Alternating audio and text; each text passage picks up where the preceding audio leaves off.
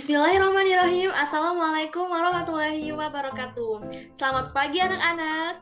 Alhamdulillah, kita masih diberikan kesempatan untuk bertemu pada pagi hari ini ya. Anak-anak, bagaimana kabarnya? Alhamdulillah juga pada baik ya. Nah baik, kita akan segera memulai pembelajaran. Untuk itu, Ibu minta kepada anak-anak semua, silakan untuk menyalakan kameranya. Jika memang tidak memungkinkan seperti mengalami kendala jaringan, boleh konfirmasi, agar Ibu bisa melihat wajah cantik dan ganteng kalian, serta bagaimana kesiapan kalian dalam mengikuti pembelajaran pada pagi hari ini.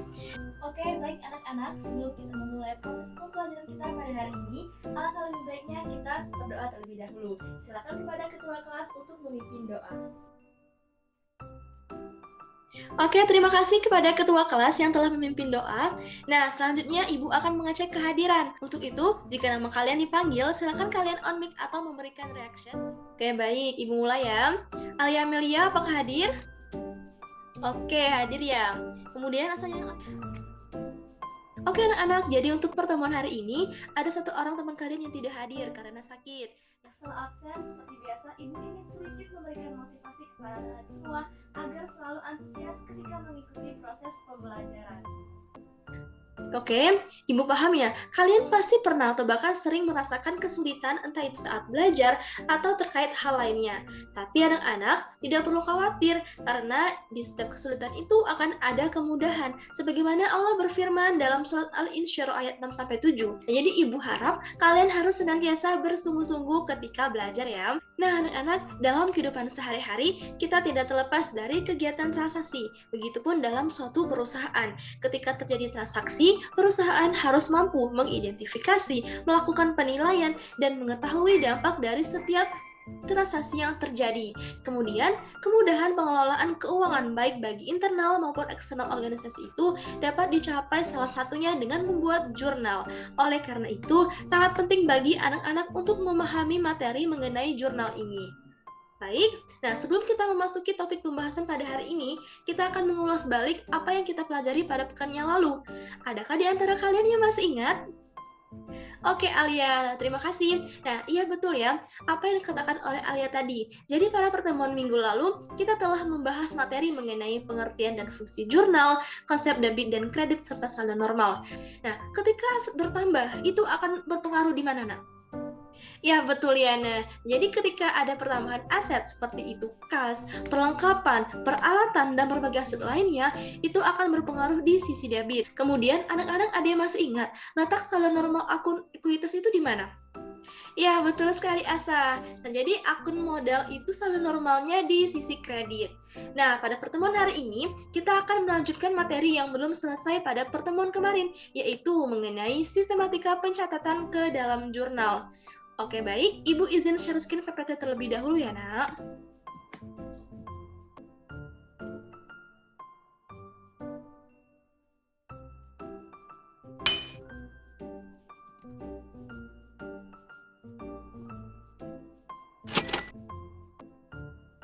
Oke, ini adalah tujuan pembelajaran kita pada hari ini, yaitu ada dari segi pengetahuan dan juga keterampilan.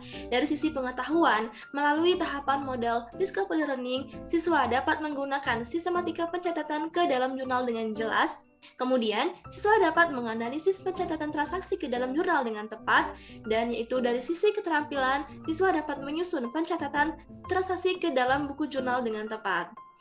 Oke anak-anak, sebelum pembelajaran kita berlangsung, Ibu harap anak-anak untuk berperan aktif ya, karena Ibu tidak hanya menilai dari hasil ujian akhir kalian saja, melainkan juga Ibu melihat bagaimana keaktifan dan keikutsertaan kalian saat kelas berlangsung. Oke baik, seperti yang sudah Ibu sampaikan sebelumnya, adapun materi pokok kita pada hari ini yaitu membahas mengenai sistematika pencatatan ke dalam jurnal. Akan tetapi, sebelum kita masuk ke materi pada hari ini, Ibu akan menampilkan sebuah video terlebih dahulu. Oke anak-anak, selamat menyaksikan videonya. Ini Andi, ini Sisi. Mereka belajar di sekolah akuntansi. Suatu hari, mereka belajar dengan profesor mereka mengenai jurnal umum.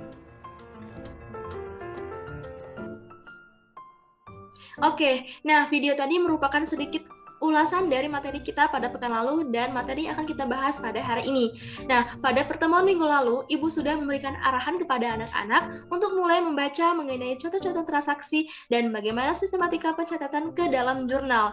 Baik, sebelum kita bahas, Ibu ingin sedikit bertanya dulu nih pada anak-anak. Nah, ketika suatu perusahaan menerima kas dari perolehan jasa yang sudah dilakukan, nah, menurut anak-anak, berdasarkan pengetahuan yang sudah Ibu berikan pada pekan lalu, transaksi tersebut pengaruhnya bagaimana? Oke, silakan kepada Liana.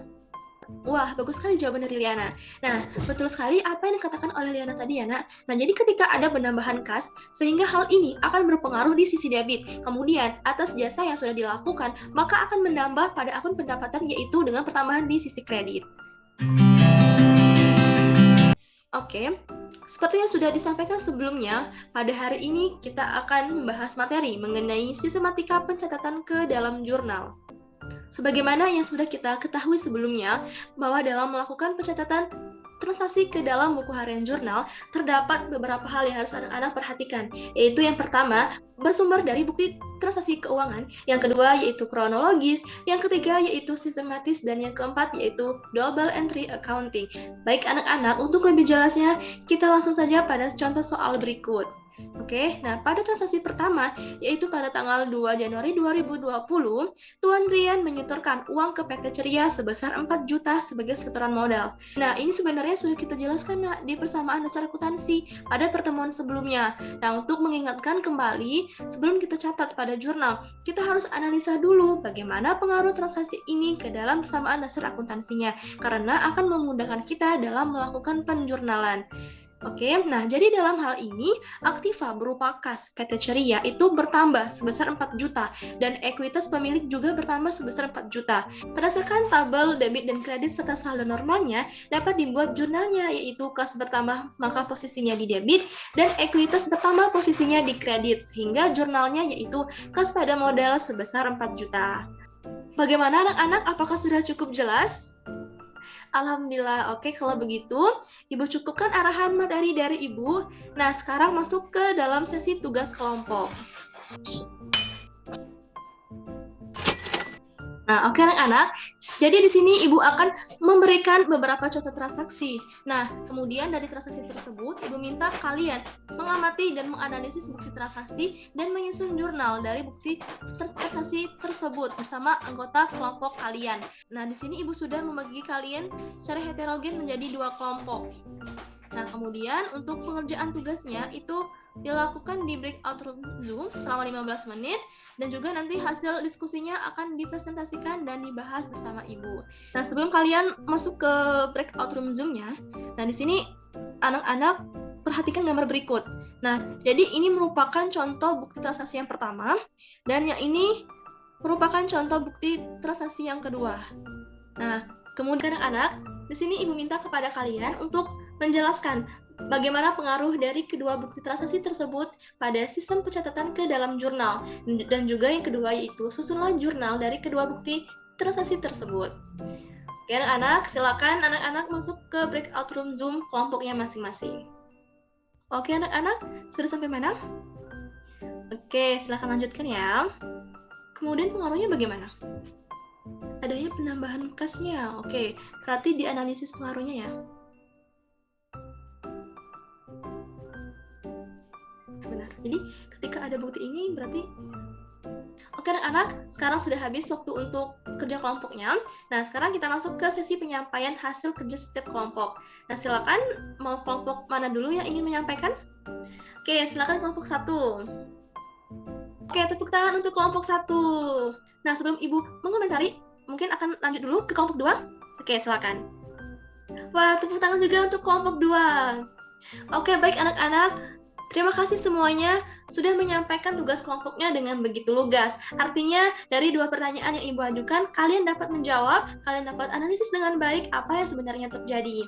Oke, di sini Ibu izin share screen lagi untuk kita sedikit membahas dari apa yang sudah kalian kerjakan tadi. Oke anak-anak, Di sini tertulis bahwasannya diterima dari Tuan Johan yaitu uang tunai sebesar Rp150.000 guna membayar angsuran pertama. Nah, di sini kalian bisa lihat bahwasannya perusahaan menerima dari Johan itu uang tunai sebesar Rp150.000 guna membayar angsuran pertama. Nah, di sini jadi dalam kasus ini Tuan Johan itu mempunyai utang kepada perusahaan kita. Jadi, ketika Tuan Johan itu membayar angsuran kepada kita, maka itu akan berpengaruh pada piutang kas perusahaan, sehingga dari bukti transaksi ini dapat kita buat jurnal, yaitu kas pada piutang usaha sebesar Rp150.000. Oke, alhamdulillah kerja kelompok kita hari ini sudah selesai ya anak-anak. Oke anak-anak, nah jadi dari masalah tugas kelompok yang sudah kalian diskusikan tadi, ada yang ingin memberikan kesimpulan? Ya, silakan kepada Asa. Nah, anak-anak, apa yang dikatakan oleh Asa tadi itu sudah betul. Jadi, tadi Asa bilang bahwasannya setiap transaksi harus mengikuti aturan debit dan kredit serta saldo normalnya, Bu. Pencatatan setiap kegiatan transaksi ke dalam jurnal itu harus mengacu pada hal tersebut, sehingga saat ada penambahan dan pengurangan, kita harus paham kondisi saldo normalnya. Baik, ada lagi yang ingin menambahkan barangkali? Oke, silakan kepada Nur Anissa. Oke, terima kasih kepada Nur Anissa. Nah, tadi Nur Anissa bilang bahwasannya mungkin harus lebih teliti lagi, Bu, dalam memposisikan akun di sisi normalnya. Ya, betul. Nah, jadi anak-anak, tadi apa yang dikatakan oleh Asa dan juga Nur Anissa itu sudah betul. Nah, mungkin Ibu hanya menambahkan sedikit. Nah, jadi ketika melakukan pencatatan ke dalam jurnal itu akan mengacu pada aturan debit, kredit, dan saldo normalnya. Jadi, ketika ada penambahan dan pengurangan, maka anak-anak harus sangat memahami konsep tersebut dan hati-hati, jangan sampai ada yang keliru. Oke, nah jadi alhamdulillah ya, sesi tugas kelompok kita sudah berakhir. Ini ada yang ingin menyampaikan kesimpulan secara keseluruhan materi yang kita bahas pada hari ini? Ya, silakan kepada Liana. Oke, terima kasih kepada Liana. Nah, tadi apa yang dikatakan oleh Liana itu sudah betul. Nah, tadi Liana bilang bahwasannya pencatatan transaksi ke dalam buku jurnal itu harus memperhatikan beberapa hal, Bu, yaitu yang pertama harus bersumber dari bukti transaksi keuangan, yang kedua yaitu harus bersifat kronologis, kemudian sistematis, dan yang terakhir yaitu double entry accounting. Nah, kemudian dalam melakukan pencatatan jurnal harus mengikuti aturan debit dan kredit serta saldo normalnya, Bu. Nah, oke, tadi apa yang dikatakan oleh Liana itu sudah betul. Nah, mungkin ada lagi yang ingin menambahkan? Oke, sudah cukup. Oke, bagaimana anak-anak? Apakah materi yang Ibu sampaikan tadi sudah jelas? Oke, baiklah kalau misalnya sudah jelas. Jadi, semoga materi hari ini dapat kalian terima dengan baik dan dapat diaplikasikan dalam kehidupan sehari-hari. Oke, karena pematerian kita pada hari ini sudah selesai, selanjutnya akan ada post-test untuk anak-anak semua. Nah, untuk post-test hari ini, kita menggunakan quizzes dan link quizzesnya itu sudah Ibu kirimkan via WhatsApp group. Silakan anak-anak untuk mengecek HP-nya dan mulai mengerjakan post-testnya itu Ibu beri waktu selama 10 menit dan dimulai dari sekarang. Oke, anak-anak selamat mengerjakan. Oke, alhamdulillah kalian semua sudah mengerjakan post-test yang Ibu berikan dengan baik.